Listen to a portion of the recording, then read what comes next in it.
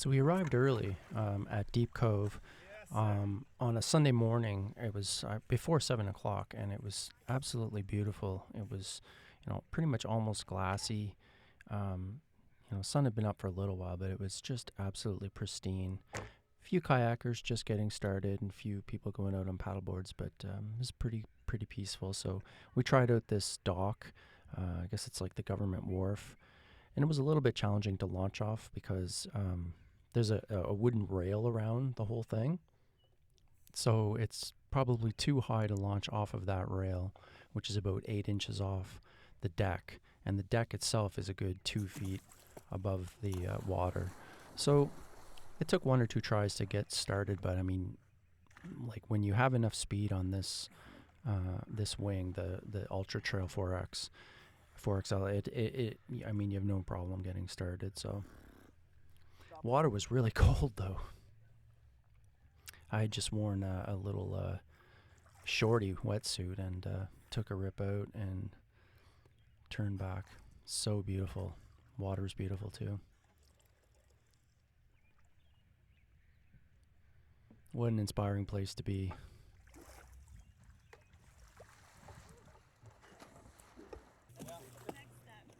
Yeah, there you go. Yeah. Adam had attracted a crowd of onlookers, and they were just amazed. So he actually went around and went right underneath the dock and came out the other side. You come close to hitting your head? No problem. No problem, man. That's where to go. So after I'd gone up a few times, I tried to go in a straight line as far as I could, and there's a pretty cool setup up there. There's a big rock ledge that goes all the way down to the water line, and it goes, up maybe 6 or 8 feet, so on an angle, and so it works in any kind of tide. So I think that's a great place to launch from. I had trouble getting started though, because again, this ultra trail is way more sensitive to the starting conditions than I'm used to with the Cyrus. So you have to get it just right. And, on a rock, you're leaning out in a weird way, or you have nothing to push your other foot off of or whatever. So it's always a little bit tricky. So it took me, I don't know, maybe 10 minutes or so just to get back off of that rock. It was kind of frustrating being over there. So once I got off of it, I was like, I'm not stopping. I'm going right back to the other dock. No more swimming.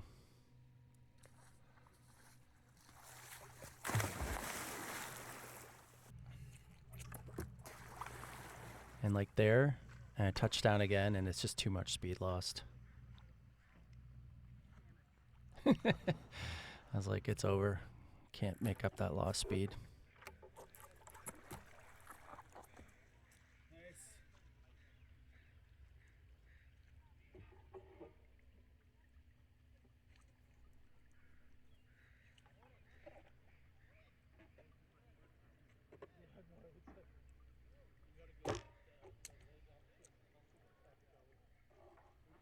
It's so fun going out there. I mean, it's just such a beautiful place to be on a wing.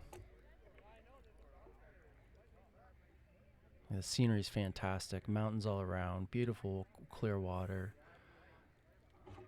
trees. The light is so incredible. So this is the first of, I'm sure, is going to be many excursions to this location.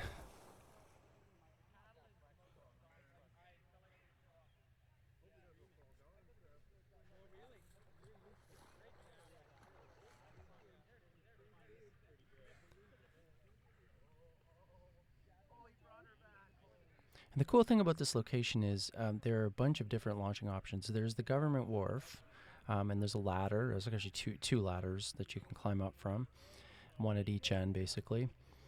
And then there's also a swimming dock on the other side of the beach, on the other side of this dock.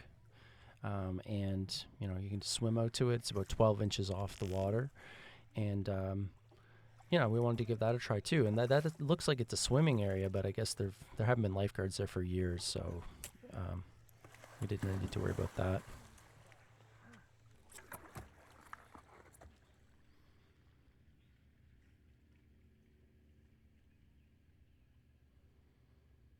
So yeah, after doing some exploration out further, I tried to do what Adam had done, which is to go back around the dock and go underneath it.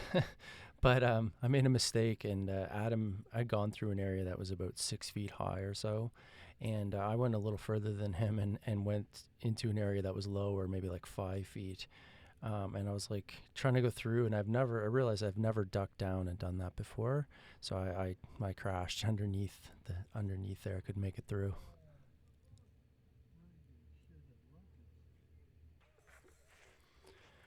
And so I thought we'd try a few little spots here. And this is the kind of rock start that I can normally get on this Iris.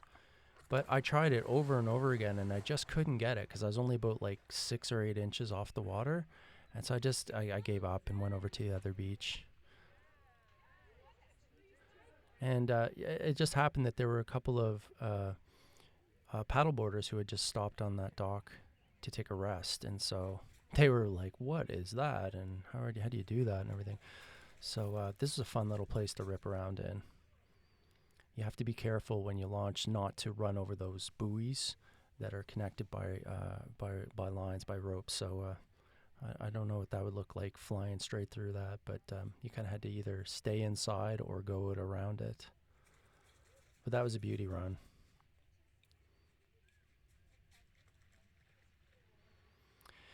And again, with the ultra trail, like my knee start, I struggled to get off of this dock because, yes, it's 12 inches off the water or so, 10 or 12 inches, so it should have been enough. But because it's not solid, I mean, it's floating and it's attached to ropes. So when you push on it, it's just floating piece of plastic, basically. Whenever you push on it, it moves backwards a little bit. So you're losing like 25% of your launch power or more. And so I repeatedly just struggling to get enough speed to get started. So once I finally got up, I was so happy. And it was getting pretty shallow in there, but the water's so clear, you could just fly right over those rocks, and it was so cool.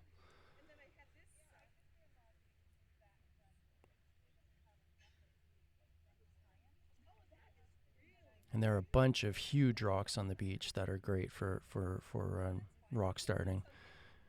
Probably work in many different tides as well.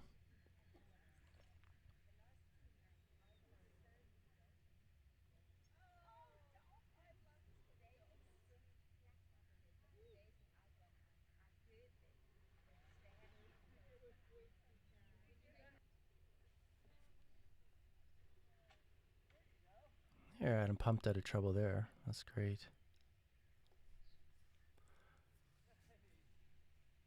I didn't think he was gonna make it, but I'm like, what? And then I was like, oh my god, he's gonna go into the floats, and then he made that turn out of it. So nice.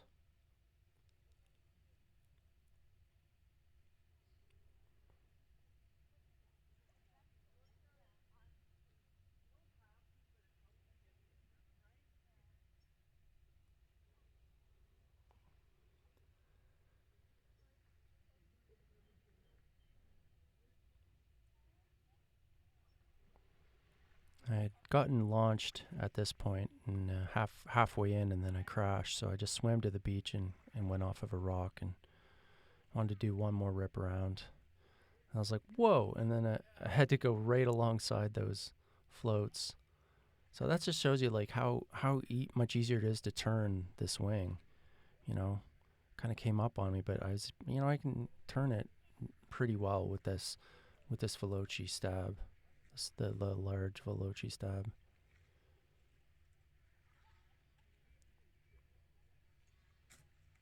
So I just went around the perimeter of the floats.